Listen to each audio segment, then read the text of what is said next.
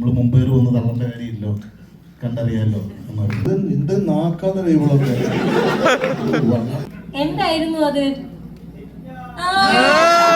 ഒരല്ലേ മതിയായിട്ടല്ലേ തോക്കെടുത്തിട്ട് ചന്നം പിന്നെ പിടിക്കുന്നതാണ് എന്ത് രസാന്നറിയാമോ? ഞാൻ ചന്നം പിന്നെ വെച്ചിട്ടില്ല. ഞാൻ 3 പേരെ വെച്ചു, 3 പേരെ ഞാൻ കൊന്നു. ഉറപ്പാണ്. ഞാൻ എന്റെ ഉണ്ടകൾ ഒന്നും പാഴായിട്ടില്ല. നമ്മള് സിനിമയിൽ പ്രവർത്തിച്ച കുറച്ച് ആൾക്കാർ സിനിമ ഇറങ്ങുന്നതിന് മുമ്പ് വന്നിരുന്നിട്ട് ഭയങ്കര തള്ളുതള്ളി ഭയങ്കര സിനിമയാണ്, നിങ്ങൾ എല്ലാവരും പറഞ്ഞ ആനയാണ് കുതിരയാണ്. ഇന്ന് ഒരാൾക്കോ അല്ലെങ്കിൽ ഒരു റിവ്യൂറിനോ അല്ലെങ്കിൽ 2-3 പേർക്ക് ഒരു സിനിമ ഇഷ്ടപ്പെട്ടില്ല എന്ന് കരുതി ആ സിനിമ പോപ്പുലർ ആകാതിരിക്കണം എന്നൊന്നും ഒരു നിർബന്ധമില്ല.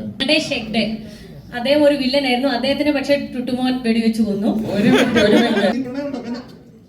എന്നോടുള്ള പ്രണയം അത് വേറെ, പുറത്തു പറയാൻ കൊള്ളില്ല. നമസ്കാരം. നമ്മുടെ റൈഫിൾ ക്ലബിന്റെ ടീം എല്ലാവരും ഉണ്ട്.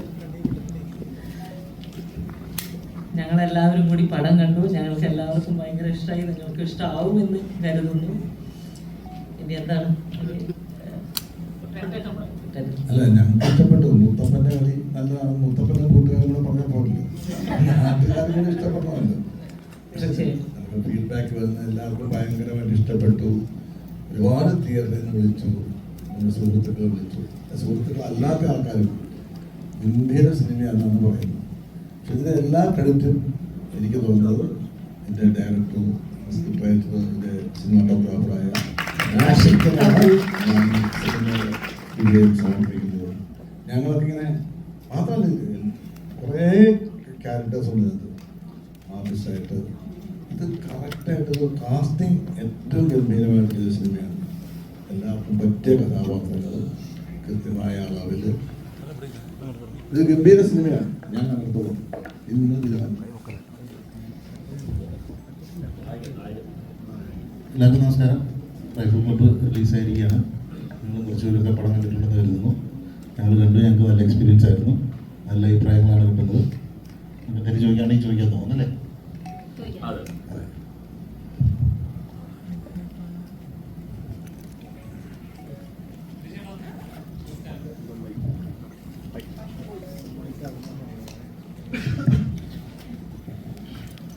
ചേട്ടാ, എനിക്ക് ഈ സിനിമ കണ്ടപ്പോൾ പ്രത്യേകത ഇതിന്റെ മേക്കിംഗ് വളരെ 3 ലൊക്കേഷന് അടിപൊളിയായിട്ട് തന്നെ മേക്ക് ചെയ്തിട്ടുണ്ട്.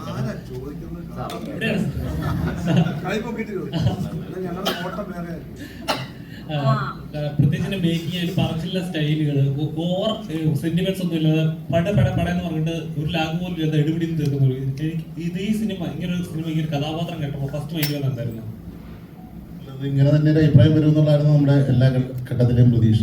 ഇതിൻ്റെ ഐഡിയ പറയുമ്പം അല്ലെങ്കിൽ ഇതിൻ്റെ റൈറ്റിംഗ് നടക്കുന്ന സമയത്തോ അല്ലെങ്കിൽ ഇതിൻ്റെ ഷൂട്ട് നടക്കുന്ന സമയത്തോ ഒക്കെ ഈ സിനിമയെക്കുറിച്ചുള്ള പ്രതീക്ഷ ഒരു തരത്തിലും താഴത്തോട്ടൊരു ഘട്ടത്തിലും പോയിരുന്നില്ല എന്നുള്ളത് തന്നെയാണ്. ഇന്ന് റിലീസായി ഈ പടം ഇങ്ങനെ ഒരു അഭിപ്രായം കേട്ട് നിൽക്കുമ്പോഴും അതുപോലെ തന്നെയാണ് തോന്നുന്നത്. ഭയങ്കര കുറച്ച് വിശ്വാസമായിരുന്നു ഈ വിഷയത്തിലും ഈ സിനിമയിലും.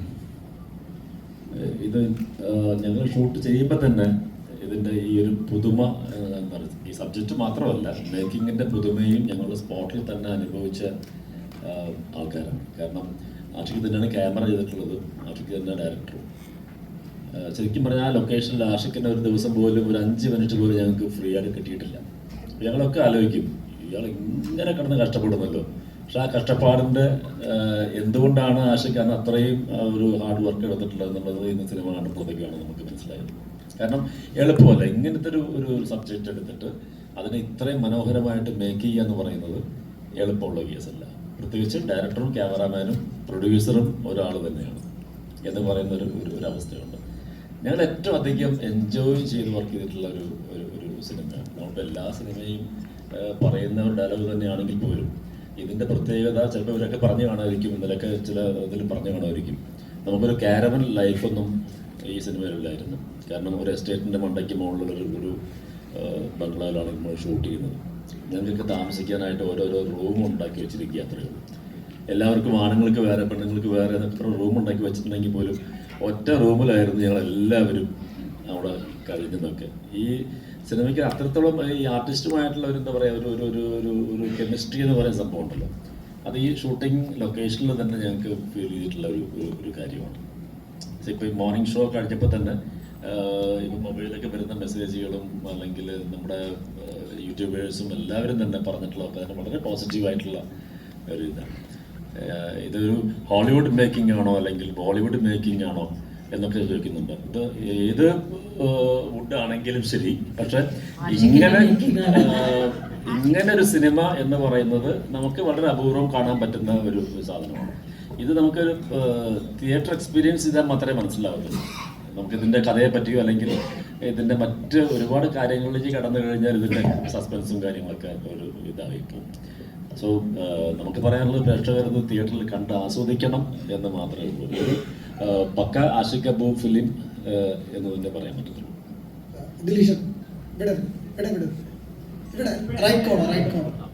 അപ്പോ ഈ റിലീസിന് മുമ്പായിട്ട് പ്രൊമോഷൻസിന്റെ കാര്യം വരുമ്പോഴത്തേക്കും മറ്റ് സിനിമകളൊക്കെ ഭയങ്കര അധികം പ്രൊമോട്ട് ചെയ്തപ്പോ ഈ റൈഫിൾ ക്ലബ്ബ് കുറച്ചുകൂടെ സൈലന്റ് ആയിട്ട് നിന്ന് ഫസ്റ്റ് ഡേ തന്നെ ഭയങ്കര ഹെവി പോസിറ്റീവ് റിപ്പോർട്ട്സ് വരുന്ന ഒരു കാഴ്ച നമ്മൾ കാണുന്നുണ്ട്.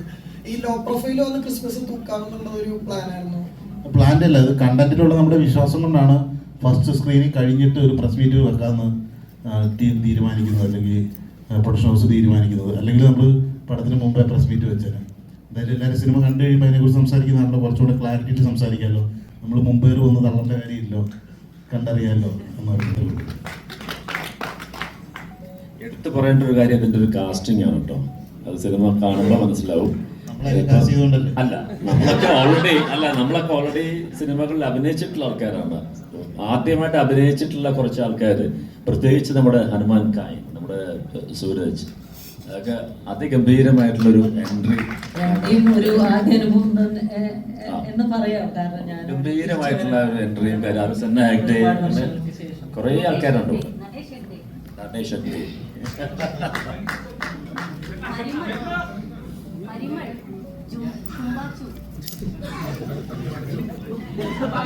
Suraj, what's your experience after watching? എനിക്ക് ഒരു വളരെ നല്ലൊരു എക്സ്പീരിയൻസ് ആയിരുന്നു. ആദ്യമായിട്ടാണ് ആക്ട് ചെയ്യണത്. പക്ഷേ എൻ്റെ ചുറ്റുപാട് ഇത്രയും ടാലൻറ്റഡ്, ഇത്രയും വോമായ ആക്ടേഴ്സും അങ്ങനത്തെ ഒരു കാസ്റ്റ് ഉണ്ടാകുമ്പോൾ it was much more easier experience. പിന്നെ ആഷിഖേട്ടനും നമ്മളെ വളരെ ഒരു പ്രസൻസ് ഉണ്ട്. അവർ ക്യാമറേൻ്റെ ബാക്കിലാണെങ്കിലും അല്ലെങ്കിൽ നമ്മളോട് സംസാരിക്കുകയാണെങ്കിലും നല്ലൊരു രീതിയുണ്ട്. എങ്ങനെയാണ് നമുക്ക് ഒരു ഫസ്റ്റ് ടൈം ആകുമ്പോൾ ആ ഒരു നെർവസ്നെസ് ഉണ്ടാവില്ല. പക്ഷെ അത് റിമൂവ് ചെയ്യാൻ പറ്റിയ ഡയറക്ടറായിരുന്നു. ആൻഡ് ഹാവ് ടു താങ്ക് ആഷിഖേട്ടൻ for trusting me with this. പറഞ്ഞമാതിരി ഇവരുടെ മുന്നിലൊക്കെ ഞങ്ങൾക്ക് I have no idea, right? പക്ഷെ ആദ്യമായിട്ടൊന്ന് ചെയ്യുമ്പോൾ ഇറ്റ്സ് എൻ ഓണർ. അതൊക്കെ വെറുതെ കുറച്ച് വിനയമാണ്, കുറച്ച് വിനയം കൂട്ടി പറഞ്ഞതാണ്.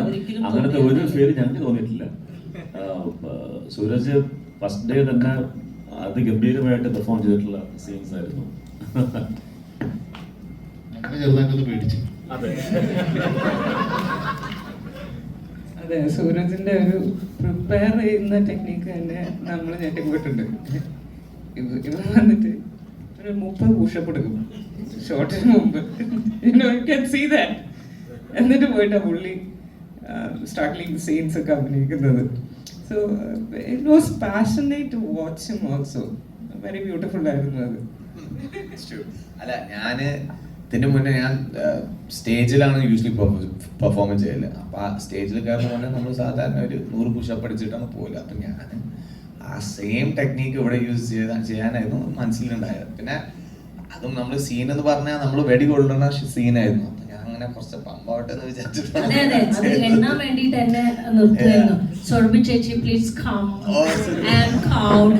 ഞാനാണെങ്കിൽ പേടിച്ചു വിറച്ചു മോനെ സൂരജ്. അല്ല, ഹനുമാൻ കൈൻ്റെ ഒക്കെ ആണല്ലോ ഇവൻ. അപ്പോ പോയി ഇങ്ങനെ എണ്ണി വാമാക്കിട്ട് നോക്കൂ എന്നൊക്കെ പറഞ്ഞിട്ടല്ലേ.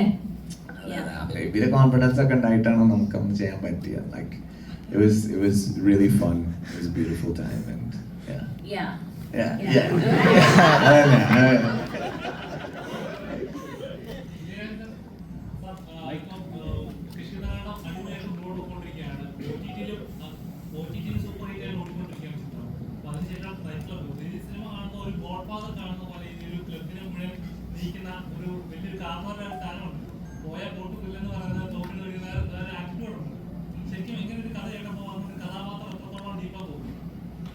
ഇല്ല, ഇതിനകത്ത് എൻ്റെ കഥാപാത്രത്തിൻ്റെ എൻ്റെ വലിയ മിടുക്കൊന്നുമല്ല. ഞാനിപ്പോൾ പറഞ്ഞില്ലേ, ഇത് ആഷിഖ് കപൂറിൻ്റെ സിനിമയാണ്. ഞാൻ കുറേ നാളായിട്ട് അഭിനയിക്കുന്നതാണ്. ഈ ക്യാരക്ടറിന്റെ എന്നെ പോസ്റ്റ് ചെയ്തിരിക്കുന്നത്. എനിക്ക് നടക്കാൻ പോലും സമയമില്ലല്ലോ, ഇരിപ്പല്ലേ. ഒരു കസേര എന്നോട് നടന്ന് എന്ത് ചെയ്യാൻ പറ്റും? എനിക്കൊന്നും ചെയ്യാൻ പറ്റില്ല അവിടെ. അദ്ദേഹമാണ് എന്നെ ഇതിനകത്ത് എന്തെങ്കിലും ഞാൻ ചെയ്തിട്ടുണ്ടെങ്കിൽ ആഷിക്ക പോവാണ്. സത്യത്തിൽ അത് കുട്ടേട്ടന്റെ അടവായിരുന്നു. കാരണം കസേരയിൽ മാത്രം ഇരിക്കുമ്പോൾ ബാക്കി ചെല്ലണ്ട, അല്ലെങ്കിൽ ഞാൻ ഓടിച്ചെന്ന് വെടിവെക്കേണ്ടി വരും, കൊള്ളേണ്ടി വരും, വീഴേണ്ടി വരും. ഇത് കസേരയാകുമ്പോൾ ഒരു ലിമിറ്റ് ഉണ്ടല്ലോ, ആരെങ്കിലും തള്ളിക്കൊണ്ടുപോയി. അല്ല, അങ്ങനെ സന്തോഷമുണ്ട് കേട്ടോ. 32 ദിവസത്തോളം ഞാൻ സിനിമയിൽ അഭിനയിച്ചു. ചിലപ്പോൾ എനിക്ക് ഒരു ഷോട്ടൊക്കെ ഒരു ദിവസം. അപ്പം ഞങ്ങൾക്ക് പക്ഷേ എനിക്കൊരു വിഷമമില്ല. എന്താ വെച്ചാൽ എല്ലാവരും കൂടി മുറിക്കാത്തിരിക്കും. ഇതങ്ങോട്ട് തള്ളുക, കളിയാക്കുക, കൊല്ലുക. എനിക്ക് വെളുപ്പിന് 2:30 മണിക്ക് ഷോട്ട് വരും.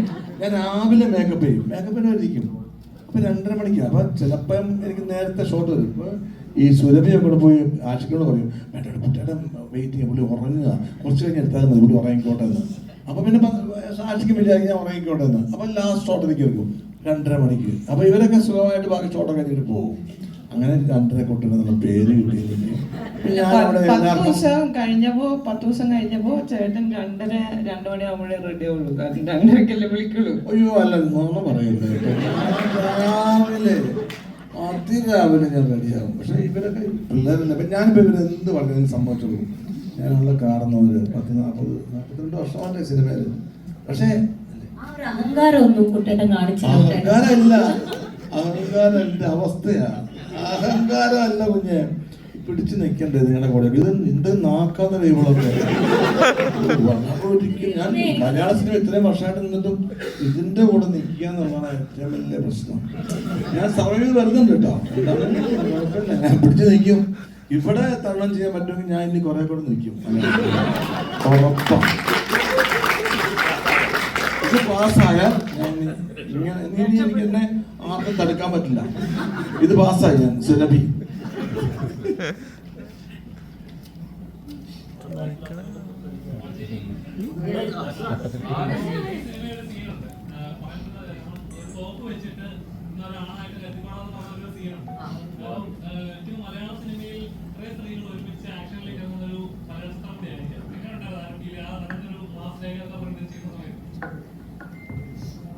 ശരിക്കും എൻ്റെ ഒരു തിരിച്ചുവരവായിട്ട് ഈ പടമാണ് ഞാൻ കാണുന്നത്. അപ്പൊ അത്രയും ഒരു കുറച്ച് ചെറിയ ചെറിയ ഡയലോഗ് ഉണ്ടെങ്കിലും അതൊരു മാസ്, എന്താ പറയുക, പഞ്ച് ഡയലോഗായിട്ടാണ് എനിക്ക് തോന്നിയത്. വളരെ ഇഷ്ടമായി എനിക്ക് ആ ഡയലോഗ്. പിന്നെ ആഷിഖ് കപൂർ സംവിധാനം ചെയ്യുന്ന പടമാണല്ലോ, നമ്മൾ പിന്നെ ഒന്നും എല്ലാവരും പറഞ്ഞു തന്നിട്ട് നമ്മൾ അഭിനയിച്ചു എന്നുള്ളൂ.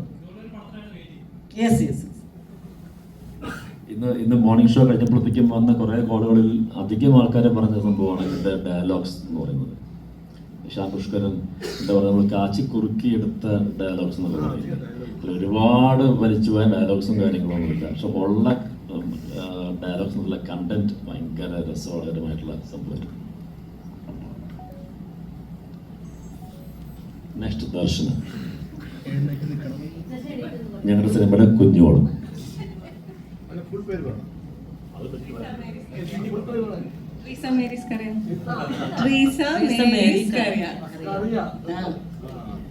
ഒന്നുമില്ല, എനിക്ക് ഇത്രയും ആക്ടേഴ്സിനോട് ഒരുമിച്ച് വർക്ക് ചെയ്തിരിക്കുന്നത് ഐ തിങ്ക് ഫസ്റ്റ് ടൈം ആണ്. നാടകത്തിലൊക്കെ ചെയ്യുന്ന പോലത്തെ ഒരു ഫീലിംഗ് ആയിരുന്നു. സോ എല്ലാവരും ഇതേ പറഞ്ഞ പോലെ എല്ലാവരുമായിട്ട് ഇന്ററാക്ട് ചെയ്യാൻ കുറേ ദിവസങ്ങളുണ്ടായിരുന്നു. കുറച്ച് ഷോട്ട് എടുക്കും, ബാക്കി നേരം നമുക്ക് പല പല പരിപാടികളായിട്ട് ക്യാബിൻസിൽ ഞങ്ങൾ എല്ലാവരും ഒരുമിച്ചായിരുന്നു. അപ്പോൾ it was A great time. അപ്പോൾ ഇതിപ്പോൾ തിയേറ്ററിൽ കാണുമ്പോഴും every one has their space and എല്ലാവരുടെയും ഇപ്പോൾ ലൈക്ക് യു സെഡ്, ഇപ്പോൾ women all of us coming together action ചെയ്യുന്നു എന്നുള്ളതിൽ എല്ലാവർക്കും ഭയങ്കര സ്പെസിഫിക് ആയ ഒരു സ്പേസ് ഉള്ള പോലെ എനിക്ക് കണ്ടപ്പോഴും തോന്നി. So I hope everybody feels the same. Thank U.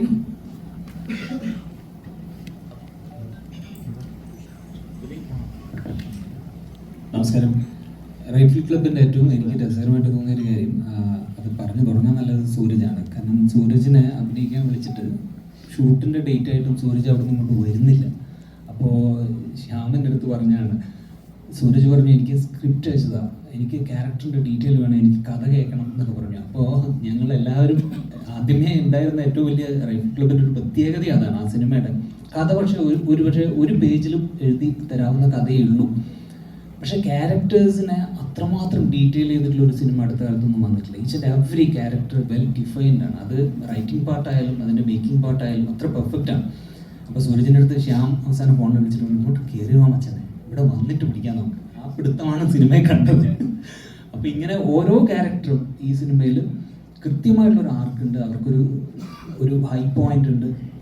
അവരെ കൃത്യമായിട്ട് അങ്ങോട്ടും ഇങ്ങോട്ടും ഈ ക്ലബ് മെമ്പേഴ്സ് തന്നെ പരസ്പരം അങ്ങോട്ടും ഇങ്ങോട്ടും ഓരോരുത്തർ നോക്കിയിട്ടാണ് തുടങ്ങുന്നത് തന്നെ ഓരോ ക്യാരക്ടേഴ്സിന്.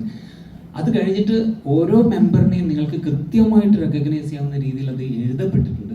അത് നന്നായിട്ട് ട്രീറ്റ് ചെയ്ത് ഷൂട്ട് ചെയ്തിട്ടുള്ള ഒരു സിനിമയാണ്. അപ്പോൾ ഞാൻ സെറ്റിലേക്ക് പോകുമ്പോൾ ഞാൻ ആഷിഖിൻ്റെ അടുത്ത് ഫസ്റ്റ് പറഞ്ഞൊരു കാര്യമാണ്, എൻ്റെ ആദ്യത്തെ എക്സൈറ്റ്മെൻറ്റ് എന്ന് പറയുന്നത് ഒരു ഡയറക്ടർ തന്നെ, അതും ആഷിഖ് ഇതുവരെ ക്യാമറ ചെയ്ത ഒരു സിനിമ നമ്മൾ കണ്ടിട്ടില്ല. ഇതിനു മുമ്പ് ഒരു സിനിമ ചെയ്തിട്ടുണ്ട് ലവ്ലി, അതിന് റിലീസാവാൻ പോകുന്നേ ഉള്ളൂ. അപ്പോൾ അതെനിക്കൊരു എക്സൈറ്റ്മെൻ്റ് ആയിരുന്നു, എങ്ങനെയായിരിക്കും ആഷിഖ് ചെയ്യുന്നത്. ചിലപ്പോൾ ഒരു ഓപ്പറേറ്റിംഗ് ക്യാമറമാൻ വെച്ചിട്ടായിരിക്കും ചെയ്യുന്നത്. പക്ഷെ അങ്ങനെയല്ല, ഒരു സിംഗിൾ ഷോട്ട് പോലും വേറൊരു ക്യാമറമാന് കൊടുക്കുന്നത് ഞാൻ കണ്ടിട്ടില്ല.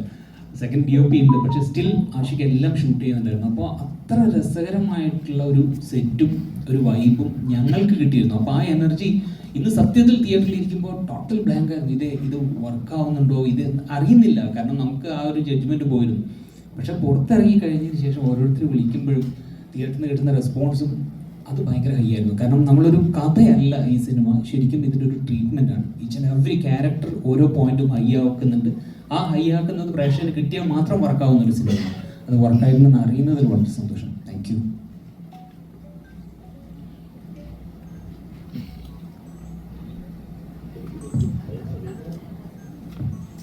ഒരുപാട് സന്തോഷം ഇങ്ങനെ റൈഫിൾ ക്ലബിൽ ആഷിഖിൻ്റെ ഈ പടത്തിൽ എനിക്കും പാർട്ടിസിപ്പേറ്റ് ചെയ്യാൻ പറ്റിയതിൽ ഒരുപാട് സന്തോഷം. ആഷിഖിൻ്റെ പടങ്ങളൊക്കെ മിക്കവാറും പല ജോണറിലുള്ള പടങ്ങളായിരിക്കും, അല്ലെങ്കിൽ ഒരു കംഫർട്ട് സോണിലൊന്നും കയറി ഇരിക്കുന്ന ഒരു പ്രകൃതമല്ലെന്നാണ് എനിക്ക് തോന്നിയിരുന്നത് അദ്ദേഹത്തിൻ്റെ ഫിലിമോഗ്രാഫി കണ്ടിട്ട്. സോ അദ്ദേഹത്തിൻ്റെ പുതിയൊരു പടം, ആ പുതിയൊരു എക്സ്പെരിമെൻറ്റിൽ എനിക്കും ഒരു ആകാൻ കഴിഞ്ഞാൽ ഒരുപാട് സന്തോഷം. അതുപോലെ തന്നെ എനിക്ക് ഈ സിനിമയിൽ കണ്ടപ്പോൾ വളരെ സന്തോഷം തോന്നി. എന്നേക്കാളൊക്കെ ഉപരി ഇവിടെ ഇരിക്കുന്ന എല്ലാവരും എന്നേക്കാൾ സീനിയേഴ്സ് ആയിരിക്കണം. പക്ഷേ അഭിനേതായാലും ടെക്നീഷ്യൻസ് ഉണ്ട്, അഭിനേതാക്കളുണ്ട്, എല്ലാവരും ഉണ്ട്. കുട്ടികളുടെ പോലുള്ള ആൾക്കാരൊക്കെ നന്നായിട്ടുണ്ടാന്ന് പറഞ്ഞപ്പോൾ സത്യത്തിൽ എനിക്ക് ഒരുപാട് സന്തോഷം തോന്നി. എനിവേ ഈ ഗ്രൂപ്പിൻ്റെ കൂടെ എസ്പെഷ്യലി മൈ സൂസൻ ഒരുപാട് സന്തോഷം.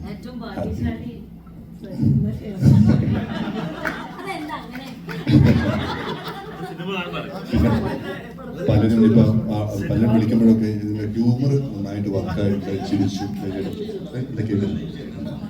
കേട്ടില്ല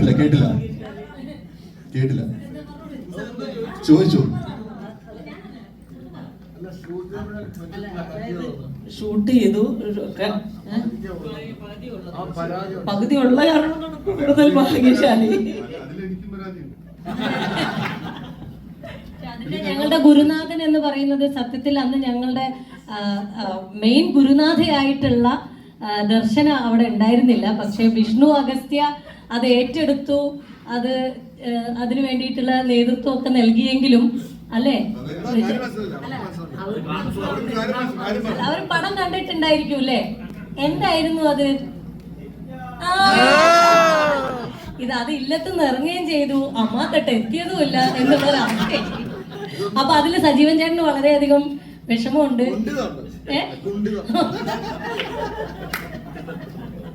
അതെ, അപ്പോ സാരല്ല സജീവൻ ചേട്ടാ, നമുക്കത് ഡിലീറ്റഡ് സീൻസ് എന്ന് പറഞ്ഞിട്ട് ഒരു പീസ് എടുത്ത്, അതെ നമുക്ക് ഇനിയും ഓരല്ലേ മതിയായിട്ടല്ലേ, അത് അടുത്ത പാർട്ടിൽ കുറച്ചും കൂടി ഉണ്ടാവുമെന്ന് നമുക്ക് പ്രതീക്ഷിക്കാം. സെക്കൻഡ് പാർട്ടില് ഓണത്തിനല്ലേ.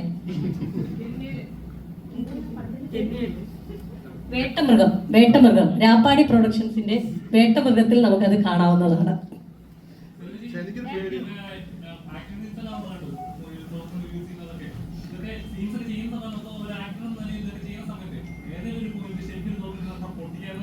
എന്റെ മോനെ, അത് കറക്റ്റ് ശരിക്കുമുള്ള തോക്കാ.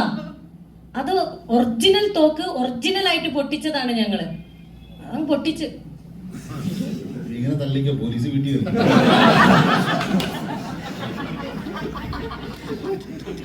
ഒരു മയത്തിലൊക്കെ തള്ളാവുന്ന എന്നോട് കുട്ടേട്ടൻ പറഞ്ഞിരുന്നു.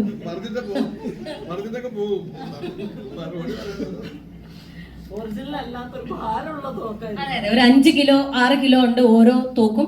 അതിൽ ചെറിയ തോക്ക് ഉപയോഗിച്ചത് ദർശനയാണെന്ന് മാത്രം അല്ലേ? സുരഭിയുടെ ഇങ്ങനെ സ്ത്രീ ക്യാരക്ടേഴ്സ് ഒരു മലയാള സിനിമയിൽ അങ്ങനെ തോക്കെടുത്തിട്ട് ചന്നം പിന്നെ വെടിവെക്കുന്നത് കാണാൻ എന്ത് രസമാണെന്നറിയാമോ? ഞാൻ ചന്നം പിന്നെ വെച്ചിട്ടില്ല. ഞാൻ 3 പേരെ വെച്ചു, 3 പേരെ ഞാൻ കൊന്നു. ഉറപ്പാണ്. ഞാൻ എന്റെ ഉണ്ടകൾ ഒന്നും പാഴായിട്ടില്ല. അപ്പോൾ എനിക്ക് വളരെയധികം സന്തോഷമുണ്ട്. കാരണം ശ്രീ ശങ്കരാചാര്യ യൂണിവേഴ്സിറ്റിയിൽ പഠിക്കാൻ പോയതുപോലെയുള്ള ഒരു വൈബായിരുന്നു. ഇവരെല്ലാവരും കണ്ടില്ല, എത്ര സീനിയേഴ്സ് ആണ്. പൊന്നമ്മ ചേച്ചി ആണെങ്കിലും കുട്ടേട്ടനാണെങ്കിലും ഓരോ ദിവസവും വൈകുന്നേരം ഈ കൺവിൻസിങ് സ്റ്റാർ വന്നിട്ട് ഞങ്ങളെ കൺവിൻസ് ചെയ്യും. പിന്നെ ദർശനയും അതുപോലെ തന്നെ വിഷ്ണു അഗസ്ത്യയും അദ്ദേഹം കൺവിൻസ് ചെയ്തിട്ടുണ്ടായിരുന്നു. അവസാന ദിവസം നിങ്ങൾ ഏത് പാതിരാത്രിയിലാണെങ്കിലും എന്ത് പ്രശ്നം ഉണ്ടെങ്കിലും അത് രാഷ്ട്രീയമായിക്കോട്ടെ, സിനിമയായിക്കോട്ടെ, പോലീസ് കേസ് ആയിക്കോട്ടെ, ഏത് പാതിരാത്രിയിലും എന്നെ വിളിക്കണം. ദർശന ഭാവം അത് കേട്ട് വിശ്വസിച്ചു. വിളിക്കും ചേട്ടാ, എന്റെ വട്ടിയെടുക്കും പോണത്. അത്രയും ഞങ്ങളെ കൺവിൻസ് ചെയ്തുകൊണ്ടിരിക്കുകയായിരുന്നു ഓരോ ദിവസങ്ങളിലും. പിന്നെ വാണി ചേച്ചി ആയിക്കോട്ടെ, ഉണ്ണിമാങ്കോ ആയിരുന്നു ഞങ്ങളുടെ സ്പൈ വർക്ക് ചെയ്തുകൊണ്ടിരുന്നത്. കാരണം കഥയൊന്നും ഞങ്ങൾക്ക് അത്ര ഇതറിയില്ല. അപ്പൊ പെട്ടെന്ന് അവിടെയൊക്കെ പോയി ഇന്ന് ഇങ്ങനെ സംഭവിക്കും അങ്ങനെ സംഭവിക്കും എന്നൊക്കെ ഞങ്ങൾക്ക് പറഞ്ഞു തന്നത് മാംഗോ ആണ്. പിന്നെ സൂരജിനെ പറ്റി ഞാൻ ആവശ്യത്തിൽ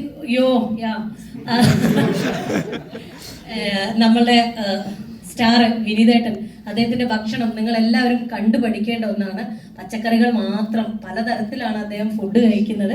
അതുകൊണ്ടാണ് ഈ ഒരു നിത്യ യൗവനം ഷാജഹാൻ ഇപ്പോഴും സൂക്ഷിക്കുന്നത്. പിന്നെ പരിമളിനെയും എനിക്ക് അധികം കൂടെ വർക്ക് ചെയ്യാൻ പറ്റിയിട്ടില്ല. നമ്മുടെ തെലുങ്ക് ഡയറക്ടർ ഒന്ന് എണീറ്റ് നിൽക്കുമോ? Sorry, Kannada director Natesh Hegde. അദ്ദേഹം ഒരു വില്ലനായിരുന്നു. അദ്ദേഹത്തിന് പക്ഷെ ടുട്ടുമോൻ വെടിവെച്ച് കൊന്നു. അവർക്ക് വേണ്ടി നീ സംസാരിച്ചു കളയില്ല. അവർ സംസാരിച്ചോളൂ. പക്ഷെ അവരെ നമ്മൾ പരിചയമാണ്. അവരെ ഒന്നും സംസാരിക്കുന്നില്ല. നീ നിർത്തിയാലല്ലേ സംസാരിക്കാൻ പറ്റുള്ളൂ. മൈക്ക് കൊടുത്തു. മൈക്ക്.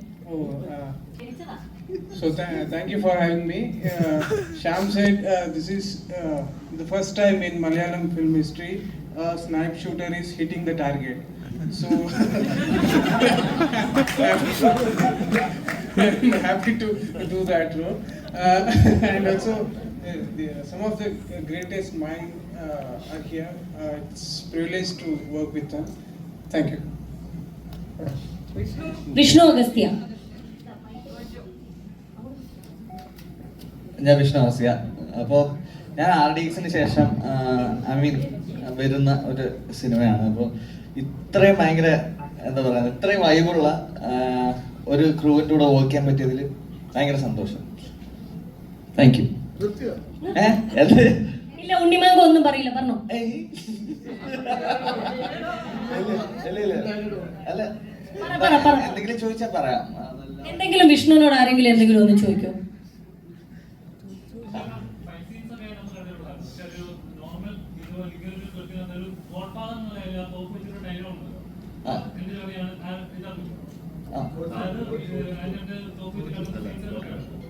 ചെയ്യുന്ന സമയത്ത് നമുക്ക് ഏകദേശം ഒരേ സർക്കിളാണ് വർക്ക് ചെയ്ത് ഒരു ഇങ്ങനത്തെ തീം കേൾക്കുമ്പോൾ ഫസ്റ്റ് മൈൻഡ് എടുത്തൊരു കാര്യമുണ്ട്. എന്തായിരുന്നു? അല്ല, ഞാൻ ആദ്യത്തെ ദിവസം, അതായത് നേരത്തെ പറഞ്ഞല്ലോ, അതായത് ഇത് ഈ സിനിമ ഇങ്ങനെ നമ്മൾ അഭിനയിക്കുമ്പോൾ ഇതിങ്ങനെ ആയിരിക്കും, അടുത്ത് ഇങ്ങനെ ആയിരിക്കും എന്നുള്ള സംഭവത്തെക്കാളും കുറച്ചും കൂടെ റൈറ്റ്. ഞാൻ ശ്യാമേട്ടൻ്റെ അടുത്ത് ഫസ്റ്റ് ദിവസം ചെന്നിട്ട് പറഞ്ഞു, ശ്യാമേട്ടൻ ഈ പേടിയാ എന്താ പരിപാടികൾ എന്നൊക്കെ ഒന്നുകൂടെ ഒന്ന് പറഞ്ഞില്ലേ. അപ്പം ശ്യാമേട്ടൻ എന്നോട് പറഞ്ഞെന്ന് വെച്ചാൽ, എടാ നീ 50% ഈ ക്യാരക്ടർ ചെയ്താൽ മതി, ബാക്കി 50% ഞാനാണ് ചെയ്യുന്നത്. അപ്പം നമ്മൾ രണ്ടുപേരോടാണ് ഈ ക്യാരക്ടർ ചെയ്യുന്നത്. ഞാൻ പറഞ്ഞു ഓക്കെ, സന്തോഷം. അങ്ങനെ എനിക്ക് തോന്നിയെന്ന് വെച്ച് കഴിഞ്ഞാൽ നമുക്ക് ഏകദേശം ഏറ്റവും അവസാനത്തിലേക്കൊക്കെ എത്തുമ്പോഴായിരിക്കും അതിങ്ങനെ നമ്മൾ കണ്ടെത്തി പോവാണ്. നമ്മൾ നേരത്തെ എല്ലാം ഡിസൈഡ് ചെയ്തിട്ട് അങ്ങ് അഭിനയിക്കുന്നതല്ല, ഫിലിം മേക്കറിന് വേണ്ടിയാണ് അഭിനയിക്കുന്നത്. അപ്പം അദ്ദേഹം ഓക്കെ പറയുമ്പോൾ അതിനെ ലീവ് ചെയ്തിട്ട് ഇന്നിപ്പോൾ നിങ്ങളൊക്കെ തിയേറ്ററിൽ നിന്ന് കണ്ട പോലെ ഞാൻ സിനിമ കണ്ടു, എനിക്ക് വർക്കായി. Thank you bro.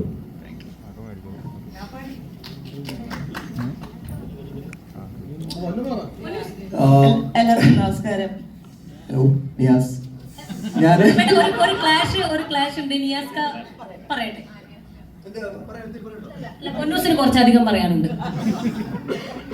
ഞാൻ ഒരുപാട് നാളായിട്ട് ആഗ്രഹിക്കുന്ന ഒരു കാര്യമായിരുന്നു ആഷിഖ് പടത്തിൽ അഭിനയിക്കണം എന്നുള്ളത്. എനിക്ക് വളരെ സർപ്രൈസിങ് ആയിട്ടാണ് എനിക്ക് കോൾ വന്നു കഴിയുമ്പോഴത്തേക്ക് പിന്നെ ഈ ക്യാരക്ടർ പറയുമ്പം ഞാനിങ്ങനെ ആലോചിക്കരുത് എന്തുകൊണ്ട് ഈ ക്യാരക്ടർ ഇങ്ങനെ വന്ന് ഞാൻ താഴത്ത് മറ്റുള്ള ക്യാരക്ടേഴ്സിൻ്റെ പേര് പറയപ്പെടുന്നത് വിനീതാണ്. വിനീത് ഞാനും ഇതിൽ ബ്രദേഴ്സാന്ന് പറയുമ്പോഴത്തേക്ക് എനിക്ക് മനസ്സിലായി ഞങ്ങൾ രണ്ടുപേരും ഓൾമോസ്റ്റ് ലുക്ക് ലൈക്ക് എന്നുള്ള രീതിയിൽ ആണ് എന്നെ അതിൽ സെലക്ട് ചെയ്തത്. അതെ. പിന്നെ ഞങ്ങളുടെ ക്യാരക്ടർ എന്ന് പറഞ്ഞാൽ കണ്ണൂർ, കാസർഗോഡ് ആ ഒരു സൈഡിലുള്ള 2 ബ്രദേഴ്സ് എന്നുള്ളൊരു ക്യാരക്ടർ എന്നുള്ള നിലയിൽ എന്നെ എടുക്കുകയും സർപ്രൈസിംഗ്ലി ഞാൻ ഈ ക്യാരക്ടർ ചെയ്യുമ്പം ഞാനതിനൊരു ഒരു ക്യാരക്ടർ ചെയ്യുന്നു എന്നുള്ളത്. പക്ഷേ ഞാൻ മൂവി കണ്ടപ്പം എനിക്ക് മനസ്സിലായി ത്രൂ ഔട്ട് ഇവരുടെ എല്ലാവരുടെയും കൂടെ ആ സിനിമയിൽ എനിക്ക് നല്ലൊരു ക്യാരക്ടർ കിട്ടിയെന്നുള്ളത്. ഈ മൂവി ഇത്രയും ഒരു ലെവലിൽ ഇങ്ങനെ ക്ലിക്കായതും ഒക്കെ എവ്രി വൺസ് എഫേർട്ട്, ആക്ടേഴ്സിൻ്റെ എഫേർട്ട് ആൻഡ് മെയിൻലി ഇതിൽ ആഷിഖ് കപൂറിൻ്റെ ക്യാമറയും ആഷിഖ് കപൂർ ഡയറക്റ്റ് ചെയ്ത രീതിയും പിന്നെ ഷ്യാമും മറ്റുള്ളവരൊക്കെ എഴുതിയ ആ സ്ക്രിപ്റ്റിൻ്റെയും അതിൻ്റെ ഡയലോഗ്സൊക്കെ സൂപ്പറായിരിക്കുന്നു. And the results from everywhere is so fantastic. എല്ലാവർക്കും ഈ പടത്തെക്കുറിച്ചൊരു ഹൈ എൻഡ് അഭിപ്രായമാണ്. And we hope it will go beyond the level. And thanks for having us. എല്ലാവർക്കും നമസ്കാരം. ഇതിപ്പോൾ നിയാസ് പറഞ്ഞ പോലെ എന്നെ ഈ പടത്തിലോട്ട് ആഷിഖാണ് വിളിക്കുന്നത്. എനിക്ക് വളരെയധികം ആഗ്രഹമുണ്ടായിരുന്നു ആഷിഖിൻ്റെ കൂടെ ശ്യാം പുഷ്കറിൻ്റെ സ്ക്രിപ്റ്റിലും ദിലീഷ് പോത്തിൻ്റെ കൂടെയൊക്കെ ഒന്ന് അഭിനയിക്കണമെന്നുള്ളത്. അത് എന്തായാലും ഒരു 10-40 ദിവസം ഞങ്ങളെല്ലാം ഒരുമിച്ച് ഒരു കുടുംബം പോലെ ഞങ്ങളവിടെ ഈ പടം പൂർത്തിയായി. വളരെ ത്രില്ലിലായി ഇങ്ങനെ ഇരിക്കുമായിരുന്നു ഈ പടം ഒന്ന് ഇറങ്ങിയിട്ടൊന്ന് കാണാൻ വേണ്ടി. കാരണം ഞാനും ഇങ്ങനെയുള്ള ഒരു വേഷം ഇതിനു മുമ്പുള്ള പടങ്ങളൊന്നും ചെയ്തിട്ടില്ല. അപ്പോൾ അത് എനിക്കൊരു വെറൈറ്റി ആയിട്ട് ഫീൽ ചെയ്തു. എന്തായാലും ഞാൻ ആഷിഖിനോടും ആ ക്രൂവിനോടുമാണ് ഒരുപാട് താങ്ക്സ് പറയുന്നത്. ഈ പടം എല്ലാവരും കണ്ടിട്ടില്ലെങ്കിൽ പ്രേക്ഷകൻ എല്ലാവരും തിയേറ്ററിൽ പോയി പടം കാണണം. ഈ പടം ഒരു വമ്പിച്ച വിജയമാക്കി നിങ്ങളെല്ലാം തീർക്കണം. Thank you so much. Senna Hegde, തിങ്കളാഴ്ച നിശ്ചയത്തിന്റെ ഡയറക്ടറായിട്ടുള്ള സെന്ന ഹെഗ്ഡെ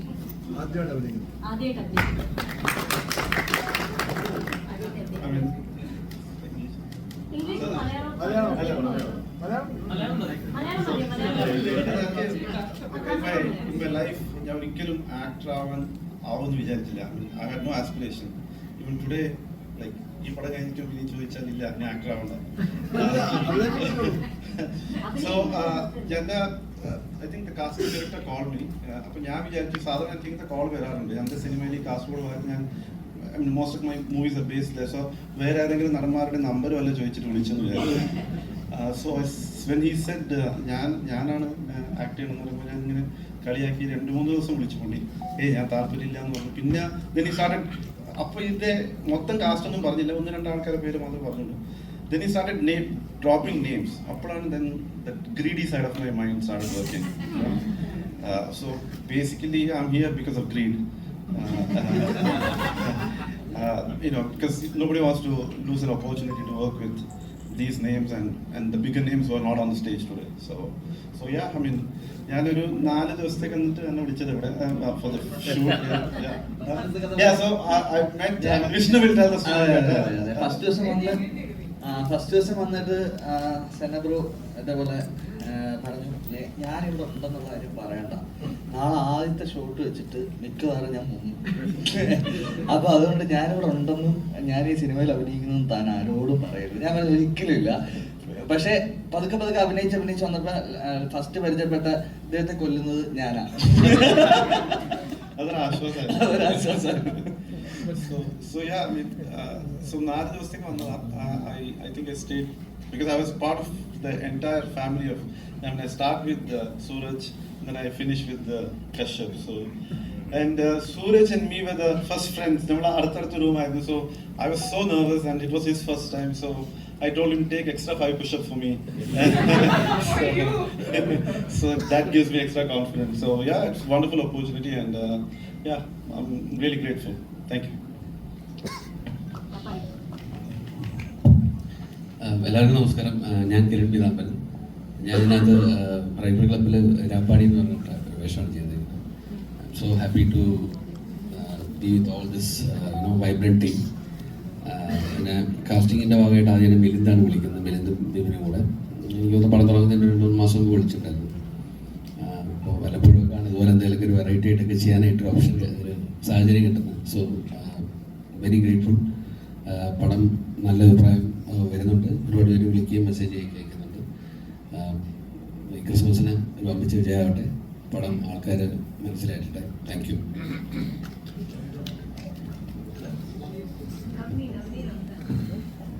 ഹായ് എല്ലാവർക്കും നമസ്കാരം. First of all thank you so much. അതിപ്പോൾ ഒരുപാട് സ്റ്റേജിൽ പെർഫോം ചെയ്തിട്ടുണ്ടെങ്കിലും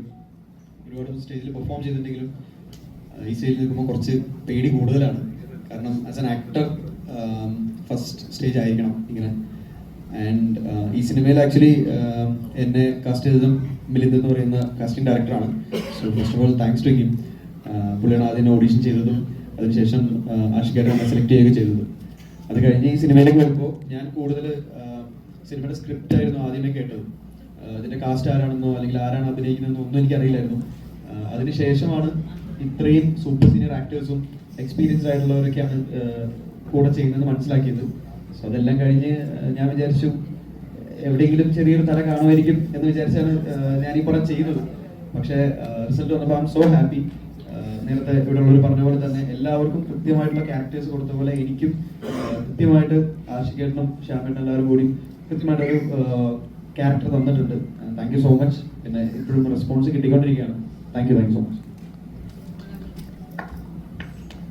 എല്ലാവർക്കും നമസ്കാരം. ഞാൻ നവനി. ഇതിനകത്ത് നാദിയ എന്ന് പറഞ്ഞിട്ടൊരു ക്യാരക്ടർ എഴുതിയിട്ടുണ്ട്.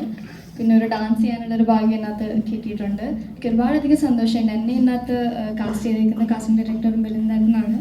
എനിക്ക് മൂന്ന് ദിവസം മുമ്പായിരുന്നു കോള് വരുന്നത് ഷൂട്ട് തുടങ്ങുന്നതിന്. വിളിച്ചിട്ട് ഓക്കെ ആഷിഖ് കപൂർ സാറിൻ്റെ മൂവിയാണ്, വിത്തിൻ 3 days പൂജ തുടങ്ങും, ഷൂട്ട് തുടങ്ങും, അങ്ങനെയായിരുന്നു. അപ്പം ഞാൻ ഈച്ച് ഡേ ഷൂട്ടിങ് ഇങ്ങനെ കഴിഞ്ഞു പോകുമ്പോഴായിരുന്നു എനിക്ക് എൻ്റെ ക്യാരക്ടറിനെ പറ്റിയും ഈ മൂവിനെ പറ്റിയൊക്കെ കൂടുതൽ ഞാനും പഠിച്ചുകൊണ്ടിരുന്നത്. പിന്നെ ഒരുപാടധികം സന്തോഷമുണ്ട് ഇത്രയും വലിയ ആക്ടേഴ്സിൻ്റെ കൂടെ എനിക്ക് സ്ക്രീൻ ഷെയർ ചെയ്യാൻ പറ്റി. ഇതുപോലത്തെ ഒരു ഓപ്പർച്യൂണിറ്റി കിട്ടിയാണ്. എല്ലാവർക്കും പടം ഇഷ്ടമാണെന്ന് ഞാൻ പ്രതീക്ഷിക്കുന്നു. Thank you so much.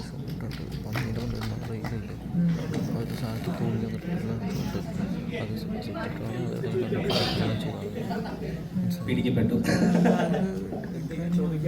എൻ്റെ പേര് പരിമൽ. ബിച്ചു എന്ന് പറഞ്ഞ ക്യാരക്ടറാണ് ഞാൻ ചെയ്തത് പടത്തില്.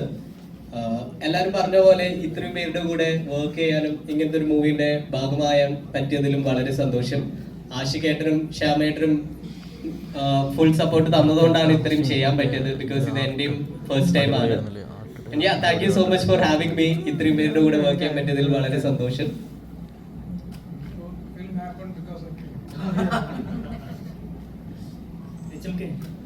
ഇവിടെ എല്ലാവരും പറഞ്ഞപ്പോൾ ഒരു കാര്യം, ഞങ്ങൾ ഈ കാട്ടിൽ പോയൊരു ഇതുണ്ട്. പുഷ്പ മൂവി ഷൂട്ട് ചെയ്ത ഫോറസ്റ്റിലാണ് ഞങ്ങൾ ഹണ്ടിങ്ങിന് പോകുന്ന സീൻ എടുത്തിരിക്കുന്നത്. അതൊരു ഡിഫറെൻറ്റ് എക്സ്പീരിയൻസ് ആയിരുന്നു. ഞങ്ങളൊരു എനിക്കൊന്ന് കുറഞ്ഞൊരു ഓൾമോസ്റ്റ് ഒരു 4-5 days ഉണ്ടായിരുന്നു അവിടെ, 3 or 4 days. പക്ഷേ ദാറ്റ് വാസ് ഓസം എന്ന് പറഞ്ഞാൽ പോയവർക്കൊക്കെ അറിയാം. അവിടെ ഞങ്ങൾ പോയി താമസിച്ചതും കടുവയൊക്കെ ഉണ്ടായിരുന്നു. നിങ്ങളില്ലായിരുന്നു ഏറ്റവും ഭയങ്കര എക്സ്പീരിയൻസ് ആയിരുന്നു. പ്രത്യേകിച്ച് സുരഭി ഇല്ലാത്തതുകൊണ്ട് അവിടെ സമാധാനം ഉണ്ടായിരുന്നു. അതായിരുന്നു ഏറ്റവും വലിയ റിലീഫ്. ദിലീഷ് എന്ന് ചോദിച്ചാൽ പറയും ഏറ്റവും നല്ല റിലീഫ് ഉണ്ടായിരുന്നു. ഞങ്ങൾ അവിടുന്ന് താമസിച്ചത് അവിടെ സാധാരണ ചെറിയ ചെറിയ ലോഡ്ജ് പോലത്തെ റൂംസ് ഒക്കെയാണ്. എന്നിട്ട് എല്ലാവരും അവിടെ we all enjoyed like anything. ഒരു 3-4 days ഞങ്ങൾ എൻജോയ് ചെയ്തു. അതൊരു ഞാൻ അനുഭവിച്ച ഇത്രയും നാള് ഞാൻ സിനിമയിൽ അഭിനയിച്ചതിൽ ഏറ്റവും നല്ലൊരു എക്സ്പീരിയൻസ് ആയിരുന്നു. രാജമന്ത്രി ആ സ്ഥലത്തിൻ്റെ പേര്. ദിലീഷേട്ടാ, ഈ സോൾട്ട് ആൻഡ് പേപ്പർ സിനിമ ഇറങ്ങിയ സമയത്ത് ബാബുരാജ് ചെയ്ത കഥാപാത്രം അന്ന് നിലനിന്നിരുന്ന ബാബുരാജിനെ കണ്ട് വേറൊരു രീതിയിലാണ് മലയാളികൾ പിന്നെ സ്വീകരിച്ചത്.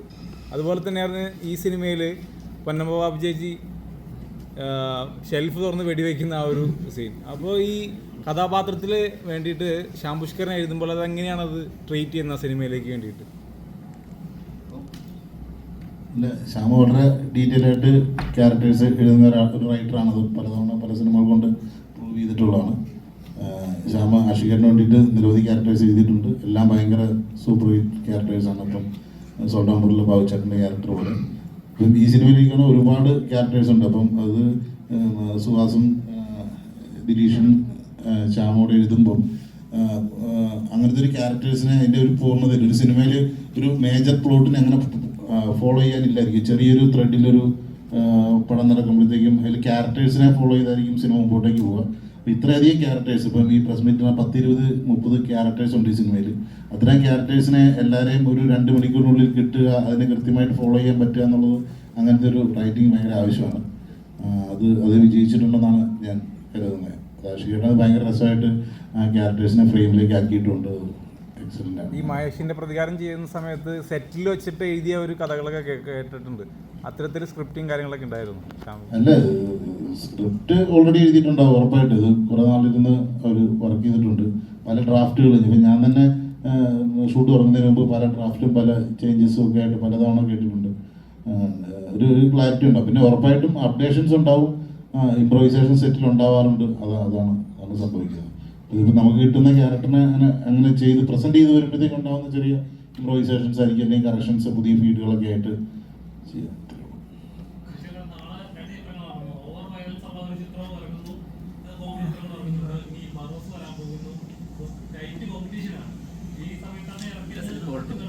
അല്ല, എനിക്ക് തോന്നുന്ന ഒരു കാര്യം, ഇപ്പം നമ്മളിപ്പം എത്രയോ വർഷമായിട്ട് സിനിമകൾ ഓരോ സീസണിൽ 4-5-6 സിനിമകൾ വരുന്നു.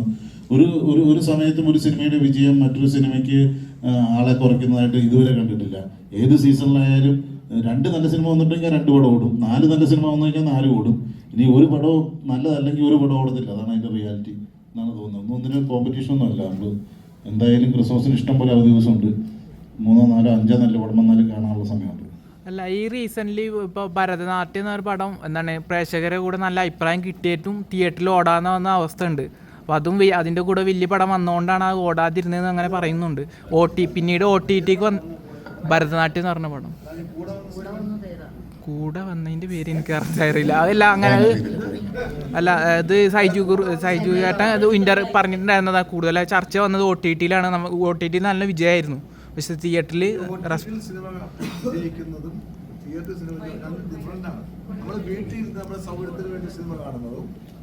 വീട്ടിൽ നിന്ന് നമ്മുടെ സൗഹൃദത്തിൽ പകുതി കണ്ടിട്ട് അവിടെ പോയിട്ട് കാപ്പ് കുടിച്ചിട്ട് വന്ന് വീണ്ടും ബാക്കി കാണാം. അല്ലെ പിള്ളേരിടയ്ക്ക് വഴക്കുണ്ടാക്കും, അവിടെ പിള്ളേരെ സമാധാനിപ്പിച്ച് ബാക്കി കാണാം. അതുമല്ല തിയേറ്റർ സിനിമ. രണ്ടും എൻ്റെ ഡിഫറെൻ്റ് ആണ്. തിയേറ്റർ എക്സ്പീരിയൻസും നമ്മുടെ OTT അതിൻ്റെ ഭയങ്കര ഡിഫറൻസാണ്. ഇത് നമ്മൾ കമ്പയർ ചെയ്യാനേ പാടില്ല. ഇതൊരു സിനിമയുടെ വേറൊരു സിനിമ വന്നുകൊണ്ടാണ് ആ സിനിമ ശ്രദ്ധിക്കാതെ പോണെന്ന് എനിക്ക് തോന്നിയിട്ടില്ല. ഇന്നുവരെ അങ്ങനെ മലയാളത്തിലൊരു എനിക്ക് അങ്ങനെ ഒരു അനുഭവം തോന്നിയില്ല. വേറൊരു സിനിമ ഭയങ്കര വിജയത്തിൽ ഓടുന്നതുകൊണ്ട് വേറെ സിനിമയ്ക്ക് ആളില്ലാണ്ട് പോകുന്ന അങ്ങനത്തെ ഒരു അവസ്ഥയൊന്നുമില്ല. നമുക്കിപ്പം നല്ലൊരു സിനിമയാണെങ്കിൽ ആരും തിയേറ്ററിൽ നിന്ന് മിസ് ചെയ്യരുതെന്ന് എനിക്ക് തോന്നുന്നത്. നമ്മുടെ ആവശ്യമാണല്ലോ നല്ലൊരു സിനിമ തിയേറ്ററിൽ വരുമ്പോൾ തിയേറ്ററിൽ തന്നെ കാണാന്നുള്ളത്. ഈ പറഞ്ഞ പോലെ തന്നെ ഭരതനാട്യത്തിന്റെ കേസും ഇതുമായിട്ട് കണക്റ്റഡ് ആണ്. കാരണം വെച്ച് കഴിഞ്ഞാൽ ഇപ്പം പറഞ്ഞ നല്ല സിനിമയാണെങ്കിൽ എല്ലാവരും കാണുന്നുണ്ട്. പക്ഷേ ഈ ഭരതനാട്യം ഇറങ്ങിയ സമയത്ത് അശ്വിൻ ഗോക്ക് വളരെ മോശമായിട്ട് തന്നെ റിവ്യൂ ചെയ്തു. അതോടുകൂടി ആ പടം ഇരുന്ന് പോയി എന്നാണ് ഇപ്പോഴത്തെ ഒരു ടോക്ക് വരുന്നത്. കാരണം വെച്ച് കഴിഞ്ഞാൽ ഇപ്പോൾ OTTയിൽ വന്നപ്പോൾ അത് വൻ വിജയമായി മാറിയിട്ടുണ്ട്. അപ്പം ഈ ഒരു ട്രെൻഡ് എങ്ങനെ? ഞാനതിനെ അങ്ങനെ കാണുന്നില്ല. എൻ്റെ അഭിപ്രായം അതല്ല. ഞാൻ ഒരാളൊരു റിവ്യൂ പറഞ്ഞെന്ന് വെച്ചിട്ട് ഒരു സിനിമയ്ക്ക് ആൾ കയറാതിരിക്കുന്നു ഞാൻ കരുതുന്നില്ല. ഒരാളുടെ റിവ്യൂവിനെ ബേസ് ചെയ്തിട്ടൊന്നും അല്ല മലയാള സിനിമ അല്ലെങ്കിൽ ഇൻഡസ്ട്രി നിലനിൽക്കുന്ന അല്ലെങ്കിൽ ആളുകൾ കയറുന്നത്. ആളുകൾ ഇപ്പം അതിന് ചെറുതായിട്ട് ചിലപ്പോൾ സ്വാധീനിക്കുമായിരിക്കും, എന്നല്ലാതെ അത്രയ്ക്കൊക്കെ ഉള്ളതെന്നാണ് ഞാൻ കരുതുന്നത്. ഇനിയിപ്പോൾ ഒരാൾക്കോ അല്ലെങ്കിൽ ഒരു റിവ്യൂറിനോ അല്ലെങ്കിൽ 2-3 പേർക്ക് ഒരു സിനിമ ഇഷ്ടപ്പെട്ടില്ല എന്ന് കരുതി ആ സിനിമ പോപ്പുലർ ആകാതിരിക്കണം എന്നൊന്നും ഒരു നിർബന്ധമില്ല. ആളുകൾ ഒരു മൗത്ത് പബ്ലിസിറ്റിയിൽ അല്ലെങ്കിൽ ഇപ്പം നമ്മൾ വളരെ കുറച്ച് ആളുകളായിരിക്കും റിവ്യൂ കണ്ടിട്ട് സിനിമയ്ക്ക് പോകുന്നതെന്ന് എനിക്ക് തോന്നണേ, ഞാൻ വിശ്വസിക്കുന്നത്. അധികം പേര് നമുക്ക് അടുത്തറിയാവുന്ന ഒരാളുടെ ഒരു പേഴ്സണലി അറിയാവുന്ന ഒരാൾ നമ്മുടെ ഒരു സുഹൃത്തൊരു പടം കണ്ടിട്ട് അയാൾ പറയുന്ന ഫീഡ്ബാക്കിനെ അടിസ്ഥാനമാക്കിയാണ് കൂടുതൽ ആളുകളും പോകുന്നതെന്നാണ് സിനിമ കാണാൻ തീരുമാനിക്കപ്പെടുന്നതെന്നാണ് ഞാൻ വിശ്വസിക്കുന്നത്. പക്ഷേ ഇപ്പോൾ കുറച്ച് കാലങ്ങളായിട്ട് ഇപ്പോൾ അങ്ങനെ ഉണ്ട്. ഇപ്പോൾ കൽബ് രണ്ടാമത് OTTയിൽ വന്നു കഴിഞ്ഞപ്പോൾ അതിനും വിജയമായിരുന്നു. അപ്പോൾ ഇതെല്ലാം കൂടെ കൂട്ടി വായിക്കുമ്പോൾ ഈ റിവ്യൂവേഴ്സിന്റെ ഒരു അമിതമായ ഒരു പ്രേക്ഷകരുടെ ഇൻഫ്ലുവൻസേഴ്സ് ഞാൻ വിശ്വസിക്കുന്നില്ല. എൻ്റെ അഭിപ്രായം അതല്ല. ഞാൻ അല്ലെങ്കിൽ ഒരാളൊരു സിനിമയെ കുറിച്ച് നല്ലത് പറഞ്ഞെന്ന് വെച്ചിട്ട് ആരും കാണാനും പോകത്തില്ല. അല്ല, തീരെ ചെറിയ സ്വാധീനം ഉണ്ടാവുമായിരിക്കും എന്നേ ഉള്ളൂ. അല്ലാണ്ട് ഒരു മികച്ച സിനിമ ഇല്ലാണ്ടാക്കാൻ ഒരു റിവ്യൂവിനൊന്നും പറ്റില്ല. ഒരാളൊരു റിവ്യൂ പറഞ്ഞെന്ന് വെച്ചിട്ട് ഒരു മികച്ച സിനിമേനെ ഇല്ലാണ്ടാക്കാൻ പറ്റില്ല എന്ന് ഞാൻ ഉറച്ചു വിശ്വസിക്കുന്നു. അതേപോലെ ഒരു മോശം സിനിമേനെ ഒരാൾ 4 പേര് നല്ലത് പറഞ്ഞെന്ന് വെച്ചിട്ട് നന്നാക്കാനും പറ്റില്ല. ആൾക്കാർ അത്ര പൊട്ടന്മാരൊന്നും അല്ല പ്രേക്ഷകർ. വാണിശേഷിനോടാണ് ചോദ്യം. പണ്ട് കാലങ്ങളിൽ സിനിമകളിൽ ഒരുപാട് പുരുഷ മേൽക്കോയ്മ ഉള്ള ഒരു ഡയലോഗ്സും കാര്യങ്ങളൊക്കെ ഉണ്ടായിരുന്നു. സ്ത്രീ കഥാപാത്രങ്ങൾക്കെതിരെ തന്നെ ഒരുപാട് വാൻഷിജിയുടെ ഒരു കഥാപാത്രം തന്നെ പിന്നീട് അങ്ങോട്ട് പ്രേക്ഷകർ അതിനെ ഗ്ലോറിഫൈ ചെയ്യുകയുണ്ടായി. അന്നത്തെ സിനിമയും ഇന്നത്തെ സിനിമയെ സംബന്ധിച്ച് സ്ത്രീകൾക്ക് കൊടുക്കുന്ന പ്രാധാന്യം എത്രത്തോളമാണ് എഴുത്തിലും സംവിധാനത്തിലും ചിത്രത്തിലും കണ്ടുവരുമ്പോൾ? സ്ത്രീ അങ്ങനെയൊന്നുമല്ല, സ്ത്രീ കഥാപാത്രങ്ങൾ വരണം എന്നാണ് പറയുന്നത്. അന്നും ഇന്നും എന്നും ഉണ്ടാവണം എന്ന് തന്നെയാണ് പറയുന്നത്. സ്ത്രീകൾക്ക് പ്രാധാന്യമുള്ള കഥാപാത്രങ്ങൾ ഉണ്ടാക്കണം എന്നാണ് പറയുന്നത്. പക്ഷെ അതിനൊരു അല്ലേ വ്യത്യാസമായിരിക്കും ഈ പടം തീർച്ചയായിട്ടും. ഈ സിനിമ പുരുഷ കഥാപാത്രങ്ങളെക്കാളും കൂടുതൽ ഹീറോയിസം ഇതിന്റെ സ്ത്രീ കഥാപാത്രങ്ങളാണ്. പൊന്നമ്മ ഒറ്റ വെടിയെ വെക്കുന്നുണ്ട്, പക്ഷെ ബാക്കിയുള്ളവർ എത്ര വെടി വെച്ചിട്ട് ഒരു കാര്യമില്ല, 1.5 വെടിയാണ്. അപ്പൊ ഇവിടെ എല്ലാ സ്ത്രീ കഥാപാത്രങ്ങളും ഇതിനകത്ത് എല്ലാവരും ഭയങ്കര ഹീറോയിക് ആയിട്ടുള്ള ഒരു ഫീൽ ഉണ്ടാകുന്നുണ്ട്. സ്ത്രീ എന്ന് പറഞ്ഞ് മാറ്റുന്ന കാര്യമേ ഇല്ല. ഈ സിനിമ ഒരിക്കലും അങ്ങനെയല്ല. പറയുകയാണ് സ്ത്രീ പുരുഷൻ എന്നൊക്കെ പറഞ്ഞ സിനിമയിൽ അങ്ങനെയില്ല. അല്ല, ആരും മനഃപൂർവ്വം സ്ത്രീകളെ താഴ്ത്തി കാണിക്കാൻ വേണ്ടി പങ്കെടുക്കുന്നതല്ലോ. ഒരു കഥ ചെയ്യുമ്പോൾ കഥയ്ക്കനുസരിച്ചുള്ള കഥാപാത്രങ്ങൾ വരുന്നതല്ലേ. ഇപ്പം ഈ സിനിമ കണ്ടാൽ നിങ്ങൾക്ക് എല്ലാവർക്കും അറിയാം എത്രത്തോളമാണ് സ്ത്രീകൾക്ക് ഇമ്പോർട്ടൻസ് എന്നുള്ള എല്ലാവർക്കും അറിയാം.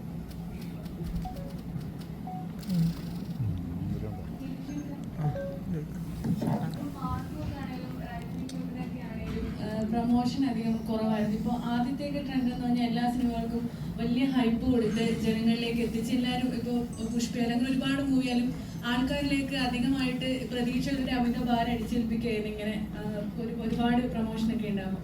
അപ്പോൾ റൈഫിൾ ക്ലബ്ബൊക്കെ ഈ പ്രൊമോഷൻ കുറവായിരുന്നു. സിനിമ കഴിഞ്ഞിട്ടാണ് ഇപ്പോൾ പ്രസ് മീറ്റ് ആയാലും വെച്ചിട്ടുള്ളത്. ഇപ്പോൾ മാർക്കും ആയാലും നാളെ റിലീസിന് എത്തണം. അപ്പോൾ അത് റിവ്യൂ നേരത്തെ റിവ്യൂവിൻ്റെ കാര്യം പറയും. ഇപ്പോൾ റിവ്യൂവിനെയൊക്കെ ഇങ്ങനെ പേടിച്ചിട്ടാണോ അതോ അങ്ങനെ ആൾക്കാരിൽ നിന്ന് ഇത്രയും ഹൈപ്പ് കൊടുത്തിട്ട് പണം ഇങ്ങനെ ആവും അങ്ങനെയൊക്കെയുള്ള റിവ്യൂകൾ വരുന്നത് കൊണ്ടാണോ ഇപ്പൊ അങ്ങനെ ട്രെൻഡ് മാറിക്കൊണ്ടിരിക്കുന്നത്? ഒരു ട്രെൻഡ് മാറിയെന്നൊന്നും എനിക്ക് തോന്നല്ല. അത് ഓരോ സിനിമയുടെ മാർക്കറ്റിംഗ് സ്ട്രാറ്റജി അനുസരിച്ചായിരിക്കും അങ്ങനെ ചെയ്യപ്പെടുന്നത്.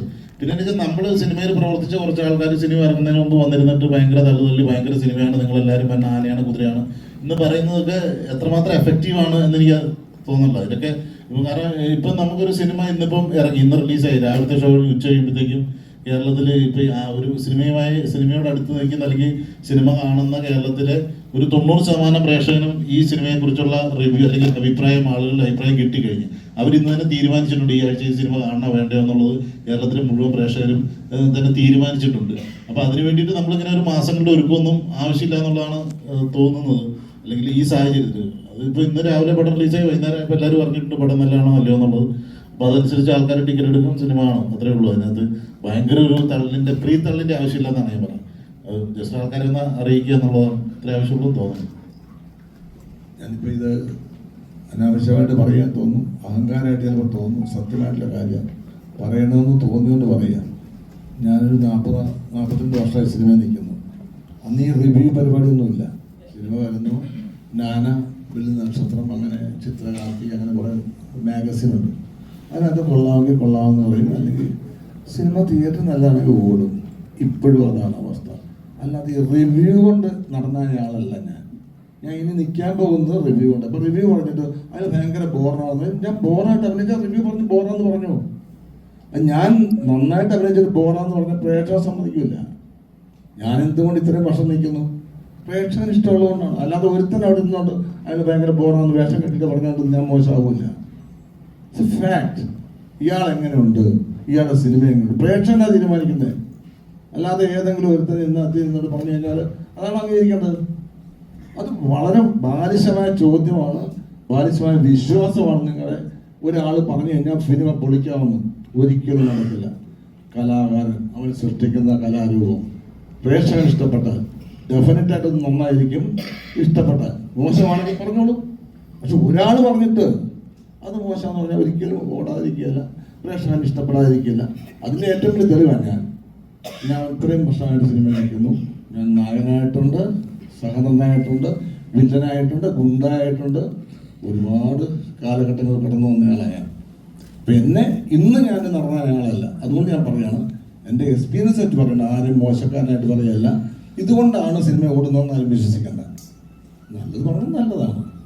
അത് കുറച്ചും കൂടെ ഭംഗിയായിട്ട് ചെയ്യുന്നതാണ് ഭംഗി എല്ലാവർക്കും. അല്ലാതെ ആരും മോശക്കാരായിട്ട് പറഞ്ഞത് എന്ത് കാര്യം. പിന്നെ വ്യൂവേഴ്സ് വരെ ഉണ്ടാവുമായിരിക്കും, അതിനുവേണ്ടി പറയുന്നതായിരിക്കാം. പക്ഷേ നല്ലതായിട്ട് നല്ല സിനിമയെപ്പറ്റി നല്ല വിമർശനം ഉണ്ടാകുന്നതാണ് പറയുന്ന ആളിന് നല്ലത്, പ്രേക്ഷകന് നല്ലത്, സമൂഹത്തിന് നല്ലത്.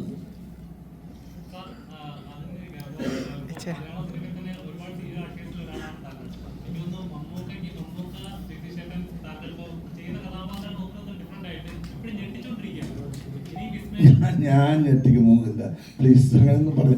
ഓരോ കഥാപാത്രം നല്ലത് വന്നാൽ ഞാൻ ചെയ്യുന്നു. ചിലപ്പോൾ എന്നെ കൊണ്ട് നല്ലതായിട്ട് ചെയ്യാൻ പറ്റും, എനിക്ക് ചെയ്യാൻ പറ്റുന്ന. അപ്പം എന്നെ ഇതിനകത്ത് ആഷിക വിളിച്ചു. ഞാൻ എൻ്റെ സത്യം പറയാം, എനിക്ക് ഒരിക്കലും പറ്റാത്ത പരിപാടി പ്രണയരംഗം. എനിക്ക് അറിയാൻ കേട്ടോ സത്യം. എനിക്ക് എൻ്റെ പ്രണയം അല്ലല്ല, എനിക്ക് പ്രണയം ഉണ്ടോ? പിന്നെ എന്നോടുള്ള പ്രണയം അത് വേറെ, അത് ഞാൻ പറയാൻ പുറത്ത് പറയാൻ കൊള്ളില്ല. നേരത്തെ സൂരജിന്റെ കാര്യം പറഞ്ഞോളൂ. അപ്പൊ എന്റെ പ്രണയം അത് എനിക്ക് അറിയില്ല ശരിക്കും പറഞ്ഞാൽ. എന്നെ ആദ്യം കാമുകനായിട്ട് സിനിമയിൽ അവതരിപ്പിച്ചത് Aashiq Bhavan. Salt and pepper എന്ന സിനിമയിൽ എന്തൊരു വലിയ കാമുകനാണ്. കണ്ട പ്രേക്ഷകർ പറഞ്ഞത് ലാല്, ശ്വേത, ആസിഫ് അലി അവരുടെ പ്രണയമൊക്കെ ഉണ്ട്. പക്ഷെ എൻ്റെ പ്രണയം എൻ്റെ കാമുകയെ കാണിക്കുന്നതുമില്ല. പക്ഷെ ഞാൻ ഭയങ്കര കാമുകനായിട്ട് എല്ലാവർക്കും തോന്നുന്നുണ്ട്. ആ ഡയറക്ടറുടെ മിടുക്കാണ്, എൻ്റെ മിടുക്കല്ല. അങ്ങനെ എന്നെ നല്ലൊരു ക്യാരക്ടറായിട്ട് എന്നെ ഇത്രയും നാൾ നിലനിർത്തിക്കുന്നത് ഇവിടുത്തെ ഡയറക്ടേഴ്സാണ്, ഇവിടുത്തെ പ്രൊഡ്യൂസേഴ്സാണ്, ഇവിടുത്തെ പ്രേക്ഷകരാണ്. അല്ലാതെ ഈ ഞാൻ പറഞ്ഞത് മനസ്സിലായില്ലേ, ഒരാൾ പറഞ്ഞുകൊണ്ട് അങ്ങനെ ആകില്ല സിനിമ. പിന്നെ തൽക്കാലം ഒരു ചില കാര്യങ്ങൾ നടക്കുമായിരിക്കും.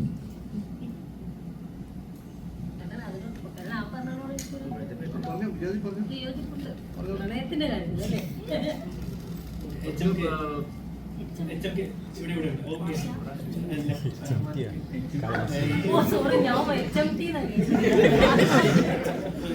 ഒന്ന് കൈ പൊക്കോ. ബിഗ് ഡോഗ്സ് ഇറങ്ങുന്നതിന് മുന്നെയാണ് റൈഫിൾ ക്ലബിൽ ഇന്നാവുന്നത്.